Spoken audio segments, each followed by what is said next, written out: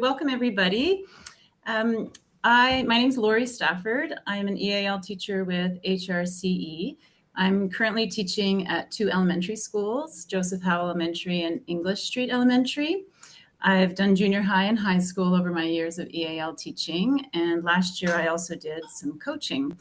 So when I was coaching last year, I was given the resource, Culturally Responsive Teaching for Multilingual Learners by Snyder and Fenner, and it's become one of my favorite resources. So if you do have it in front of you, feel free to go along with me. And if you don't have the resource, I strongly recommend that you get it for yourself, for your school, or your classroom. So the book was written during the time of distance learning during the COVID-19 pandemic. So the authors felt like that highlighted the inequities in education for our EAL and MLs. So I do feel the resource is quite relevant and timely. I've organized the book in the way that the authors have organized the book. So you'll see that my slides follow the same format that the book does. So I hope that would be helpful if you choose to use the slides as a presentation or to refer to it if you do have the book. The authors use MLs throughout the book, multilingual learners. I will also be saying EALs. I'll be going back and forth between those two. And before I start, please know that I too am constantly reflecting and facing and confronting my own biases. So I guess me presenting this doesn't mean that I've stopped the journey. I really want to share the resource because I think it's quite a valuable resource. So before the book goes into the guiding principles for CRT, it begins with a chapter on why CRT matters, and it frames the content for the rest of the book. This is quite a chapter of, it's very theoretical, where the other chapters have so many resources and are very practical. But this chapter is also very easy to read, and I like how it begins. It just puts us in a good frame for the guiding principles. So the authors talk about how CRT empowers our students intellectually and socially, emotionally, and politically. It allows them to develop sociocultural consciousness and also a caring for students within our schools and our classrooms and our staff. CRT fosters the relationship between home and community and school, and that's something that I think is incredibly important. It makes learning encounters more relevant and effective for our students. And it views culture as an asset, not a deficit, or language learning as an asset as opposed to a deficit. And it ensures that cultural knowledge serves as a scaffold to connect what students know when they arrive and to new concepts and content. So the authors felt it was important to write this book because they were seeing mismatches between MLs, teachers, and families. Also microaggressions and school bullying of MLs, and also that we're all teachers of our ML and EAL students, and we shouldn't be working in silos or compartmentalized jobs. So this book really gives a lot of resources that would help start or strengthen your co-teaching and collaboration with your EAL teacher. So the authors on page 28 present a cycle that I think is important, and it allows for some reflection. So the first step they talk about is that we need to reflect on our implicit personal identities, our own biases, and our own privileges, and move out of our comfort zones, of course, to do that, to make progress. Step 2, we have to examine our beliefs and our expectations of MLs and their families, and think about what misunderstandings we may have and how we can learn more about them. We need to build trust with our students and their families. So when a student is feeling safe and they have trust, that enables them to learn and to be creative and do higher order thinking. We need to form alliances with each other in our building, with community. And then we need to reflect and refine again. So And then once again, we're starting the cycle again. So beginning with reflection and ending with reflection. The book offers a lot of opportunities for reflections individually and as groups within your school.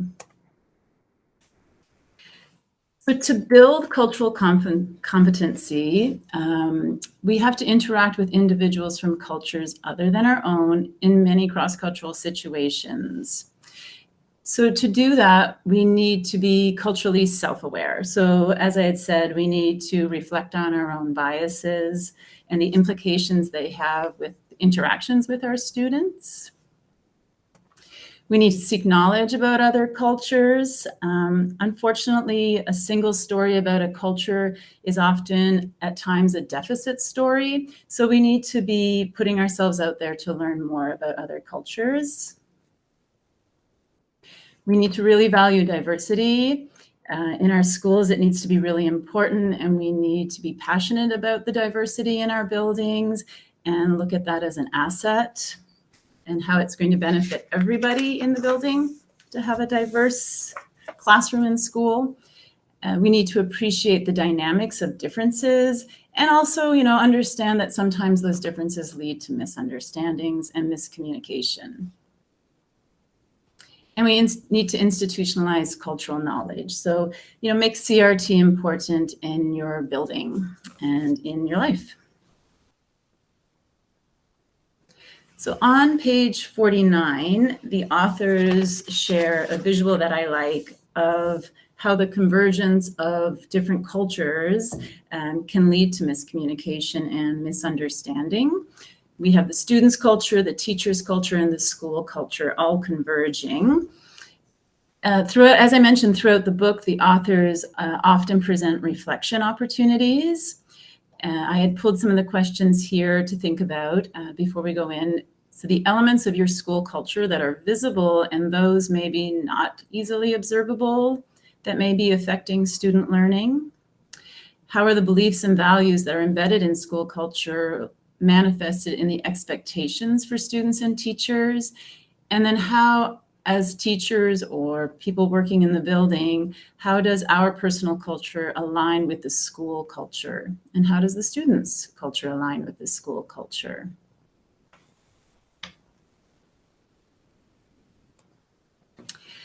Another thing that I like about the book is that they weave video clips throughout all of the chapters. There'll be one or two.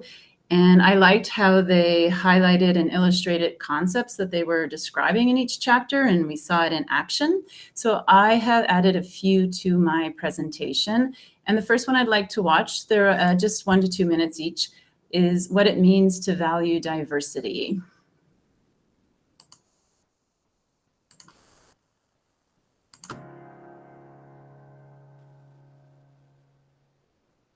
Hi, so my name is Pedro Abreu, and I am the social worker for Seymour Dual Language Academy within the Syracuse City School District. We value diversity and we celebrate it, and we feel like we are stronger by the differences that are represented within the context of the district. So if you have a family from Puerto Rico, just the idea that they survive like a hurricane or just their values and their resiliency that they bring is something that is added to the context of the school. And so that we feel enriches the school, and their perspectives just help us see things from a different point of view. So I was actually talking to some kids before, and I was asking them about if they ever saw snow, for instance. And they said, no, not in Puerto Rico. We kind of like used to the sun. So we were just talking about, oh, well, now you're gonna be enriched by the fact that you came to Syracuse. But just the idea that they bring their values and their culture from where they come from is an added value to our community. Vamos a ver en este lado lo que tú sabes ya de los desiertos y en este lado lo que quieres aprender de los desiertos. ¿Ok? Vamos a comenzar con esta parte. ¿Qué tú sabes de los desiertos? Dime algo que ya tú sabes. Frank. Tienen plantas. Frankie, me dijiste la planta que tiene las espinitas. El cactus, ¿verdad? Tú lo puedes tocar, Frank. Tú puedes tocar una planta de cactus, lo puedes tocar con tu mano. No, ¿verdad? Duele si lo tocas. Rafa, ¿qué más sabes del desierto? Hay serpientes. Hay serpientes. Just having respect for the differences, and just I realize that everybody, no matter where they come from, comes with strengths, and that we don't have to kind of like focus on deficits, but look at the strengths that the people bring, no matter where they come from, and respect goes a long way, because if I respect where you're coming from, then I'm able to learn from you, not knowing, because not everybody is able to know all the cultures, all the elements of culture. So the more respect we have within the relationship, the more you're going to learn, and the more we're going to be able to kind of like access the culture that the people that are sitting across from us bring.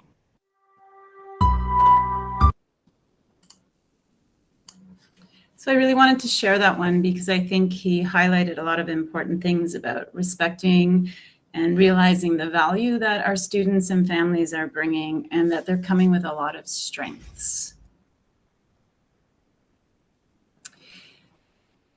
So the authors present steps at the end of their chapters. So I have done that in my slides as well. And they do that so that you can integrate the practice, and they also provide tools. So you'll notice when I present the 3 steps that they present, I've also included the activities or tools and resources and the page that they're on.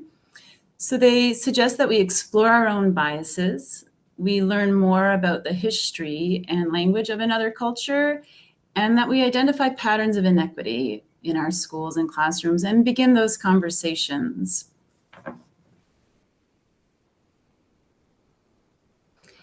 So now the book dives into the guiding principles, and there are 5 guiding principles they present. And that CRT is assets-based, that we need to simultaneously support and challenge our students. We need to place students at the center of learning, leverage students' cultural and linguistic backgrounds, and unite students, schools, families, and communities together. So I'm going to look at each of those as the authors do and look at the 5 different guiding principles. Each chapter following the first 2 chapters does that.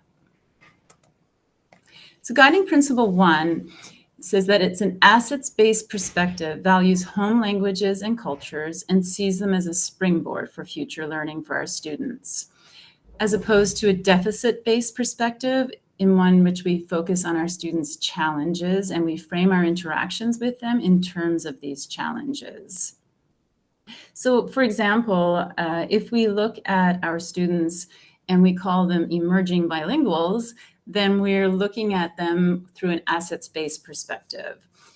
And if we think of our families as having really rich first language, home language lives, as opposed to families that aren't learning English fast enough, then we're looking at it as an assets-based perspective.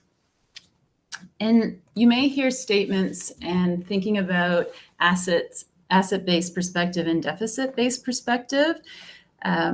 So when you hear statements such as these, we need to think about what they really mean when they're being said and what's being accomplished. So for example, we may hear your EAL student isn't doing very well in my class. They only have friends who speak their language. Their name was too difficult to pronounce, so I gave them an English nickname. Their parents don't seem to care about how they do in school, and the assignment that I gave the class is just too hard for them. So when we see a statement such as your EAL student isn't doing very well in my class, we need to think about perhaps the person saying it is trying to take away some of the responsibility and telling the EAL teacher, this is your responsibility. I need you to do more. So the authors present these statements in an application activity, and it gives you an opportunity to think about, well, what is being said? What is being meant? How can I change it to an assets-based perspective? And how can I address the situation and give a positive recommendation? So I would suggest, if you have the book, to look at that activity because I think it's a really important one. I'm going to show another one on building students' assets, another video. And she talks about how knowledge is not just something we give to our students, but something that's shared among everybody in the classroom.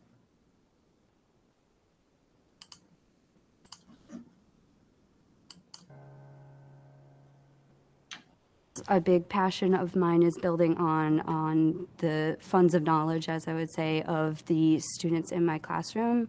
When I first begin to co-teach with someone, there's often a hesitance about working with English language learners from non-ENL teachers because they're concerned about what they perceive as deficits among our students. But I like to highlight that our students have a lot of assets, a lot of values to our classroom. And one of those things is being able to share different perspectives in the classroom. As I've said, I work in a social studies classroom, so being able to look at different global perspectives, we don't always have to look up a video clip or an article about an issue. We have students in the classroom with eyewitness experiences around the world who can share those perspectives.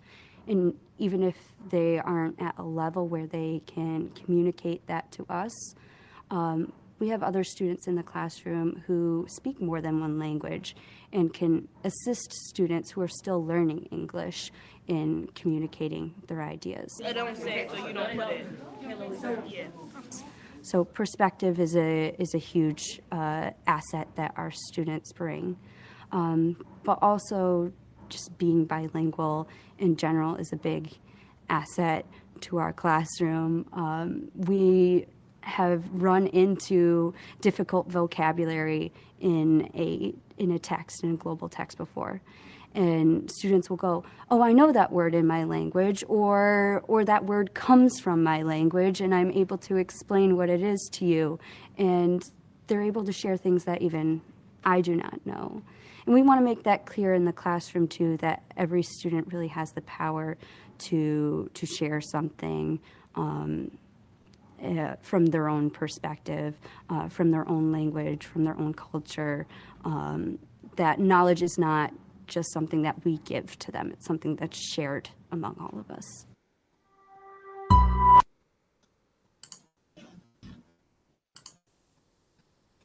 So I like how she talks about how other students can assist. So many ways that our students can show what they know, despite their language level of English. Some look-fors for the guiding principle in our school would be that we're pronouncing our students' names correctly and learning a few words and phrases in their language. We're incorporating their linguistic backgrounds and cultural backgrounds into our instruction. We're using cognates, and cognates are words from different languages that are derived from the same root. And I have a little story. A few weeks ago, I was doing guided reading with a nonfiction book about dinosaurs, and I had a little group with Polish and Somali and Ukraine and Arabic, and we discovered that dinosaur sounds very similar in all of those languages and is written very similar when we spelled it out. So that was a neat experience for me and for all of them to use that cognate in that lesson. We need to be aware of our students' interests and challenges, and we really need to remember that our students may have some obstacles that are getting in the way of their learning, and we need to be mindful of that and come up with some solutions. So some things we can do is encourage storytelling, allow our students to tell stories or their family members, highlight our language learners who have excelled in our schools or in our communities. Be a warm and informed demander. I do like that. One of the examples they gave in the book was having high school students who have been here a few years to come into elementary schools and help out with, parent invitational nights, family nights, and they could be the translators. So I thought that was actually a really great idea.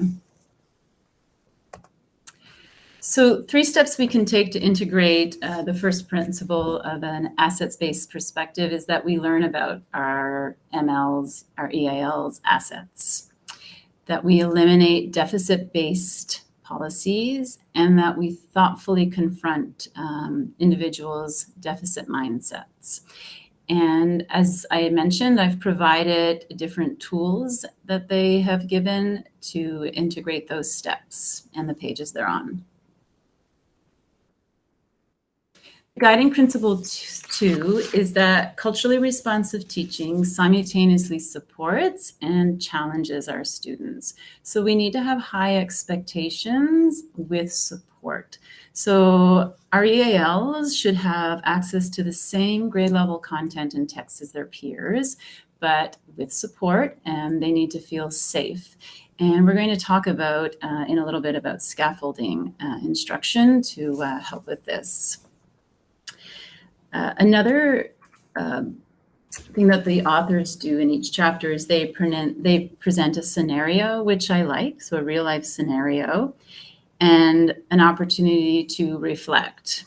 I provided this one because I really liked the scenario and how it showed strategies that the teacher used to allow her students to feel like strong math students. So pre-teaching vocabulary, using sentence stems, pairing them up in same language and allowing them to talk about something in their first language. Math journals where they illustrate and write a definition, first language and in English. So I liked that, and it just allows the students to build identities as strong academic students. So you'll find scenarios at the beginning of every chapter on the guiding principles. Scaffolded instruction is the temporary support that we give or a capable peer gives to another student that allows a student to perform a task that they couldn't do without help. And the idea is that we're using and then losing these scaffolded instructions so that the students are then doing things independently. So the ultimate goal is that, in the future, once they've acquired the necessary language and skill, they're able to do them independently. So I've included an application activity from the text that I think is really great when we're planning lessons in the classroom. And I will share just some examples of scaffolding. So scaffolding can be with materials and resources, instruction, and also grouping. So some examples of materials and resources that can be used to scaffold for your MLs would be graphic organizers, visuals, manipulatives, word banks and sentence stems and frames, bilingual glossaries, supporting materials in home language. And I do like this application activity because it allows you to sort of reflect on if you're familiar with this scaffold, familiar but perhaps not using it regularly, or regularly use it. And if you are, share those successes and things you can do with your fellow classroom teachers as well. Instruction and instructional practices is another way we can scaffold. We can repeat and paraphrase language, provide interactive modeling, pre-teach vocabulary, which is something, your EAL teacher can be doing for you and with you. Reinforcing concepts in many different ways, routines to support reading and writing. And then grouping, allowing our students to work in pairs, small groups, same language groups. So I do like this application activity, and the text has many of these throughout to use.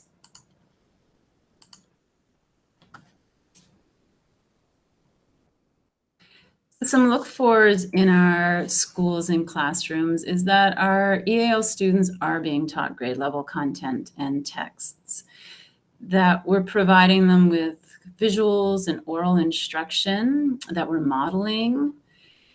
We need to allow them to be able to access and engage with the content and the text so that, we're scaffolding for them to do that.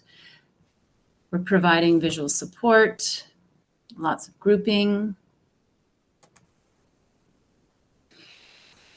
We need to do project-based learning, a variety of instructional activities.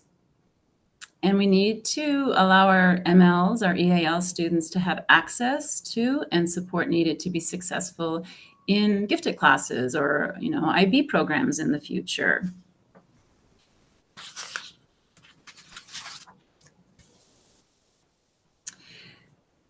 So we want our students with academic mindsets. We want our EAL students to feel that they belong here, that they can succeed, that their ability and competence will grow with effort, and that the work has value, that they connect with it as well.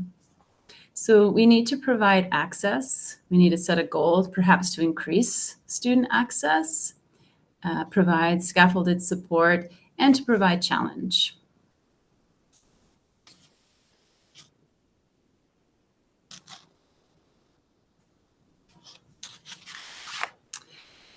So the third guiding principle that the authors present is that culturally responsive teaching places students at the center of learning. So the students are the ones that are shaping the content and the instructional activities, even assessments, and the pace of learning. 4 areas to consider when thinking about how to place our ML students at the center of learning would be to create a classroom climate that allows for student-centered learning and student choice, involving them in setting their goals and assessing their learning, developing lessons that offer peer-to-peer and multimodal learning opportunities, and showcasing their work and celebrating their progress often.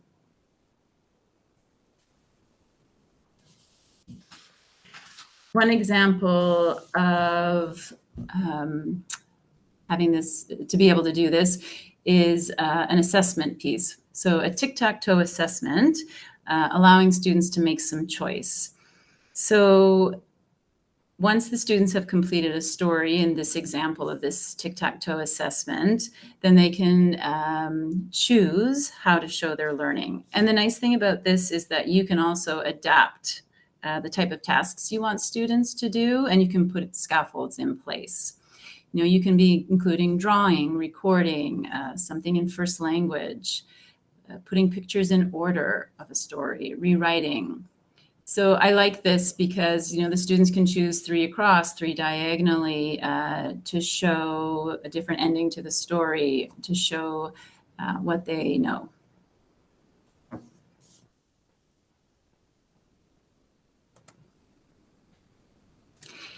So to foster engagement and participation in academic conversations, we need our EAL students to come prepared. So that would involve pre-teaching vocabulary, support the content understanding with graphic organizers and sentence stems and frames. And this is something that, you can work with your EAL teacher to do.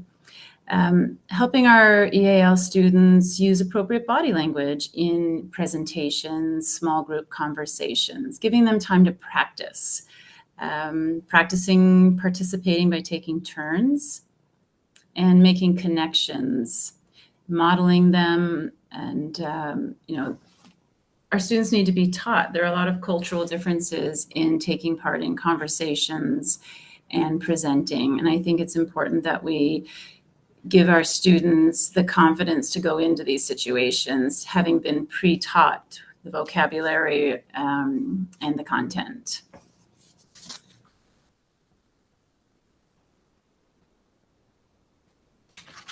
So it's important that we involve our MLs and their families in goal setting, that we make our families aware of what our students are doing in school. And ask the families what their goals are and what the student goals are.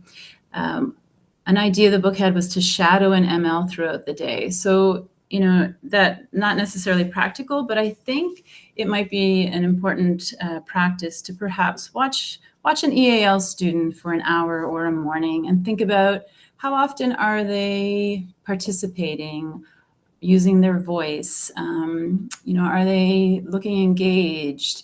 Are they talking to anybody else? I think that's sort of an important thing to do. And if you go on to see figure 5.15, that'll help you do that activity. I think that would be an important one to do.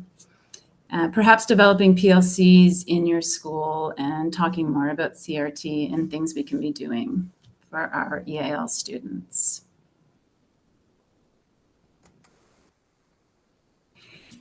Culturally responsive teaching leverages students' linguistic and cultural backgrounds. So we need to create multiple opportunities to draw upon their home languages and cultures.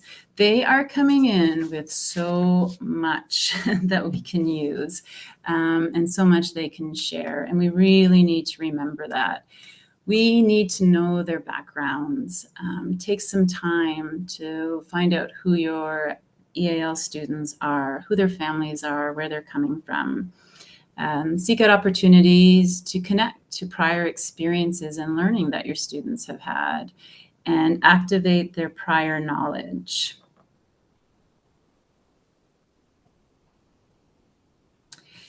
Some strategies that have been provided in the text for incorporating multicultural resources, providing a mirror and a window. So that means that when students are reading a book or reading an article, is it a mirror? Are they seeing themselves in what they're reading or learning? Or is it a window? Are they learning about somebody else? So that's the idea of a mirror and a window. Support social justice and anti-racism units, foster discussions in your classrooms of culture and cross-cultural understanding, and incorporate multilingual resources. There are a wealth of those out there now. Your EAL teacher is a good person to connect with about that.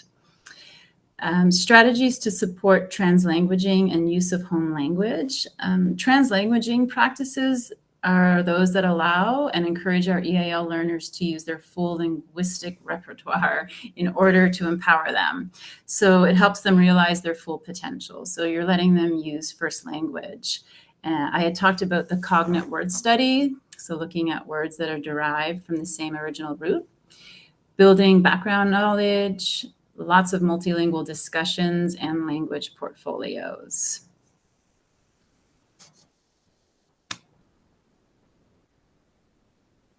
So I'd like to watch one more video to see about activating and building background knowledge in this classroom.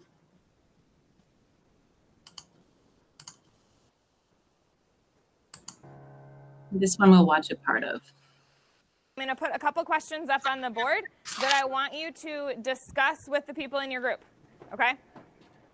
We started today just sort of with an introductory question, just sort of getting them talking in their groups, and also hopefully connecting to their own personal experiences of forced movement for one reason or another.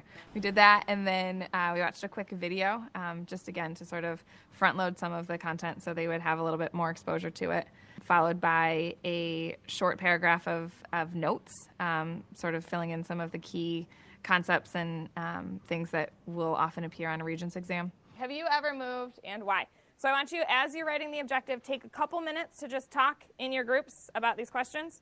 Ladies, if you're in a same language group and you want to talk in your language, that's fine, okay? Take a couple minutes to discuss this. So from Puerto Rico, here, and then I went to Florida, and I went back here. Move somewhere because their country problems or how the economy is. When they move from the world, they don't choose it. They have to move to save their life. Yeah. The reason people move, I already told them, because a veces sometimes it's because they don't feel safe, and then sometimes it's because they just want to move to take new experiences. Do any of you guys have family that have moved to the States in the last couple of years? Yeah. Why? Because sometimes, like he said, it's not safe, or they don't have enough space, or just they want to start a new life, What else happened recently that would affect? or they want to start a career. Okay. But one of the things that works particularly well with this group of students is that they've been together a lot. So they have a lot of relationships sort of already established. So there's a sense of comfort, even to the point that at the beginning of the year, at one point, I had students that were like, Miss, why aren't all of my classes like this? Like, I feel safe. I feel like I can talk and express myself. But again, I think that's a lot of why I sort of try and front load some of the content, whether through the video or through the notes, or through conversation about their own experience, so that then when they're diving into a document, they have a little bit of context for what it's about. I also had tablets at each of the stations where they could use Google Translate for those that have first language literacy. So some of them are real quick to sort of seek that out on their own. Others sort of need to be prodded to do it a little bit more. Like my Arabic girls that sort of travel in a group, they're very good about seeking that out for themselves, and they will often have their phones out to translate and things like that. I also added some additional images to each of the pages too, so they didn't all come with a map, but I figured adding the context of a map, like in one of the documents, it made a lot of references to different states, and I knew that most of them weren't going to have an idea of exactly where Louisiana and Tennessee and all of these places were, and so I put maps alongside of it just to sort of add some additional context for them as well. So I like that in that she's sharing some different scaffolding strategies that she's using in her lesson for those students.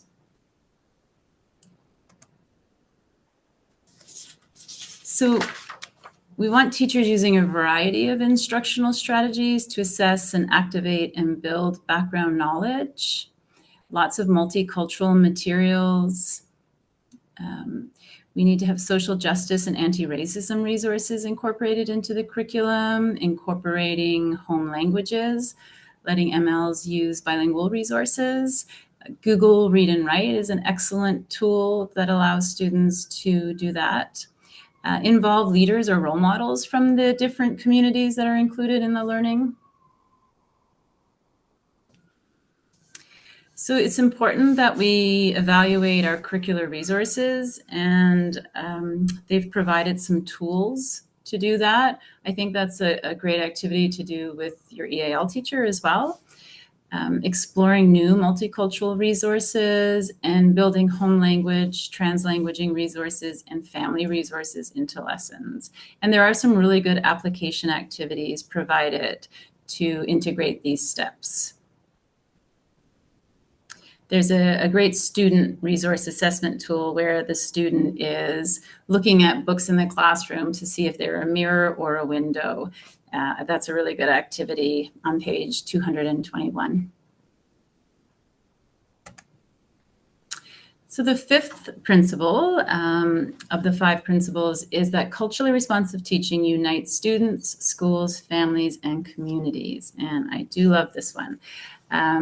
They talk about shifting from family involvement to family engagement and providing multiple ways that families can contribute to their children's education. And they even talk about scaffolding this. And it made me think about having parents come in, perhaps helping with the breakfast program so that they're getting more comfortable with the school, coming in with a different parent that's been here for a year or two to different activities. So as I had mentioned, the book has many opportunities to reflect individually and together. So you'll often find different reflection questions woven throughout each chapter. With regards to the principle of engaging families, have you ever been to a multicultural event at a school? What did you like about it? What did you learn from it? What are the benefits of multicultural celebrations? And what might be the unintended consequences of or concerns of holding multicultural celebrations? So these are good reflection questions to do as a staff when we're thinking about having various celebrations or events at our school, or concerts or family nights, barbecues. It's good to have conversations. Family engagement, the authors define as the ongoing, meaningful interaction between schools and families that is characterized by two-way communication. And I think that's really important because I think sometimes it's often one way. Its focus is on supporting student learning. I have a final video I do want to show because this principle is quite important to me. So we're going to just watch one final video.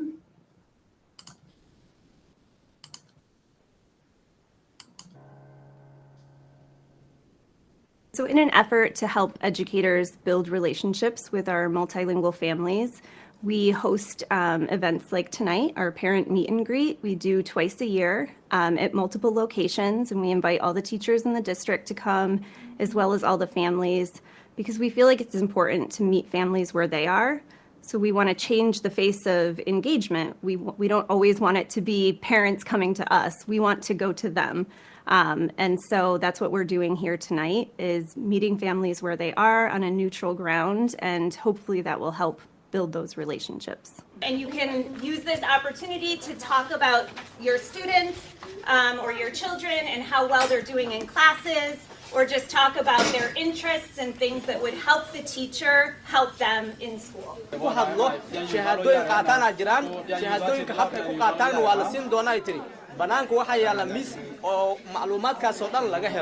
My name is Sisi. I live here almost 5 years. I have 5 children. Yeah, 3 boys, 2 girls. Sorry. It's 2 boys, 2 boys, 3 girls. And my name is Iremi, and I'm the second daughter. Understand the only thing I mean, She said she don't have any question, but she just want you guys to just help us out. Absolutely. If you have any help. One thing that I would encourage you to start doing, because you're in 11th grade, is to start thinking about what you want to do after high school, right? Because if there's colleges that you want to visit or things that you want to do in terms of what your plans are for the future, now is a good time to start gathering information about that.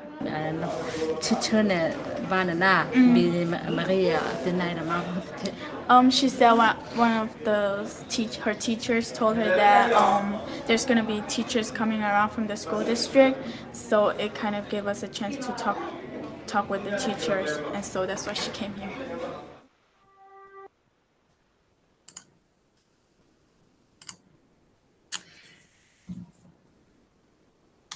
So strategies we can use to foster family engagement is to create a welcoming environment for ML families.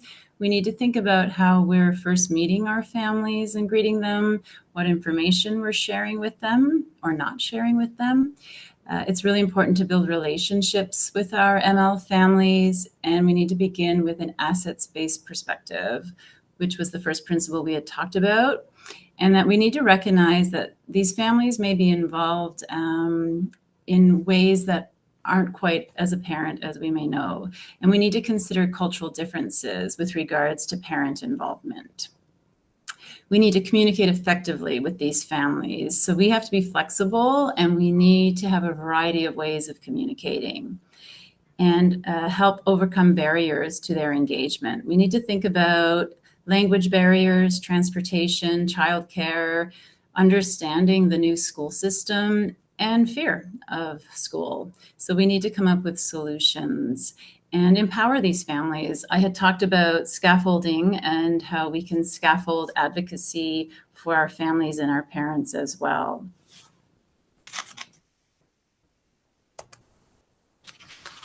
So we need to decide as a school to determine what our family engagement priorities are.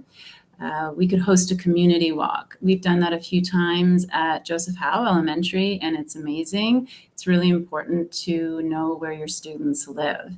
And if they see you walking around your community, they will be very, very excited. Hosting a family night event with parent-teacher conferences. So perhaps taking out the stress or fear of parent-teacher conferences. So again, the authors provide some really good tools to integrate these steps. So just to revisit again, the guiding principles, that CRT is assets-based. It simultaneously supports and challenges students, places students at the center of learning, leverages students' cultural and linguistic backgrounds, and unites students, schools, families, and communities. The authors at the beginning of the book, ask you to rank them in importance, and then at the end, ask you to rank them again of importance to you. I myself am torn between assets-based and uniting students, schools, families, and communities. If we were together as a group, I would have us, talk about those that are important to you. And perhaps, it's a good place to start with CRT is to take one of those principles and think that's where you're going to begin to integrate some of those practices. So chapter 8 of the book, the authors put everything together and they give some individual and collaborative recommendations. So they recommend that you listen to the stories of your ML families, learn about them, examine your interactions with ML students and their families, and there are many opportunities to reflect on that in the book. Do the hard work of examining your own bias and privilege, which means getting out of your comfort zone. Take steps to learn about racist practice and inequities. And I liked how they said to be a warm and informed demander. Some collaborative recommendations they make is to develop a common language that you use in discussions with each other and really work on that assets-based perspective when we're speaking about our EAL students. Set priorities for your CRT work and have measurable outcomes and steps, and create a safe space for the work of doing that together and building relationships. So I've provided, at the end of the book, I've provided a link that I found. It's not in the book, but it's a companion website with all of the video links. I'm just going to share what that looks like. So each chapter, I had said, has some videos woven into it. I showed a few of them that I thought went well with the principles. So those are available on this website. And also available are some appendices as well that provide some templates to do some goal setting and lesson planning and checklists. So for example, they provide a culturally responsive school checklist and goal setting. So that could be something that your school uses to do a checklist of each of those guiding principles. So that's a really good tool to use.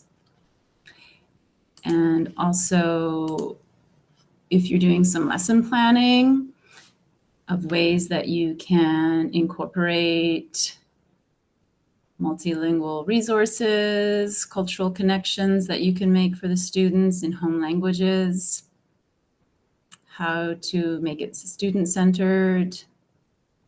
So scaffolds you'll use. So I felt that this was also a good resource to use. So I've provided that at the end. So things often feel daunting. When I first read the resource, I felt incredibly overwhelmed. There's a lot in it and a lot to do. But I think if you look at an area that you think you can change as opposed to an area you can't at all, start there. And the authors do end by saying that the work of developing a school culture that is centered around the guiding principles of CRT and equity is not easy. But for all the steps that you've already taken for MLs and our EAL students and their families, thank you. And I will say the same. Thank you. And thank you for joining me today.